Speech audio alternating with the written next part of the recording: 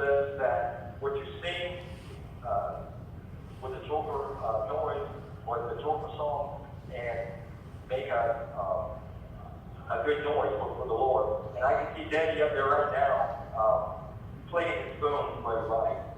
There's a few things that he really likes to do. He likes to hunt, fish, he loved to work, and he loved to mess the garden. You know, hunting and fishing and gardening is some of the traits that he instilled in me and showed me how to do, which I still love to do today. And some people would say that I inherited his green thumb. Working, he loved to work. I know when he couldn't work, you know, this last year, it broke his heart. But work ethic is something that he also instilled in me, my brother, my sister also. If you know us, then you know that's true. And if we speed ahead to the last few years, I'm going to say that my dad, there was such a change in my dad. Us three kids always longed for a relationship with him and to be close to him. And for me personally, I got close to him about the last 4 years, about as close as I've been in a long, long time. And it was just great. Daddy's heart got so soft, compassionate, kind, and in my situation, you know, his level of forgiveness was unmatched by anyone else that I know other than my other direct family members. I know he came to know the Lord. I asked him out on visits several times. I said, Daddy, you know where you're going? He said, yes, I do, son. And then,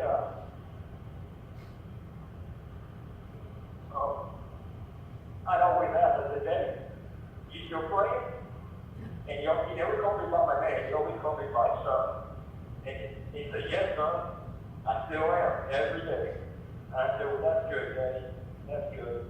It's something that's really amazing, too. Daddy would never call us. He never ever wrote.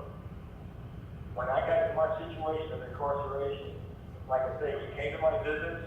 At age 78, he started writing me, which is unbelievable. He wrote me several times. I got to where I would start looking so forward to him. I knew when I would send them, I knew how many days it would take to get there. I'd leave a day or two, and then I knew the amount of days on the way back. And sure enough, as I waited on mail call, there's a letter from Daddy. And he was even able to manage to send me his phone record so I could get him put on my list. And about 3 or 4 days before he went to the hospital this last time, I was able to talk to him, thank God. And, you know, the last thing I said to him, I said, Daddy, you know, I hope it all goes well, you know, I hope you're feeling better. He says, I do too, son. I said, well, nah, you know what we see, right? He said, I surely do, son. And I said, that's good. And then I told him I love you. And then the last thing I heard from him was, I love you too, son. And for me, that's totally complete. To have that opportunity, to have that last phone call, knowing where he is today, it is fantastic. You know, there's so many more things I'd love to say about my daddy. Like, say, for example, one thing that'd be kind of funny, I think he can show me today if this happened, was I didn't know how to swim and I was real scared and timid. One day, we were at this, wherever we were, a river or lake, and I was on this big dirt bank. There's other kids in the water, and my dad was messing with me about not knowing how to swim. But the next thing I know, he throws me in, and I come up dog paddling. But the funny part to all that was, Daddy didn't really know how to swim either. I don't know if he's always going to say me, but I did come up dog paddling. But Daddy was kind of wild and crazy. We loved him, and now I know, like I say, I know he's in heaven, and I'm sure he's looking down on us today.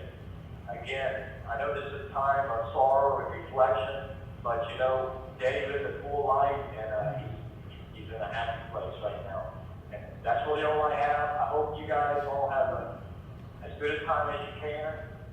Thanks for giving me this little bit of time, and I love you all, and thanks for coming to Daddy for celebrating the service. Thank you and goodbye.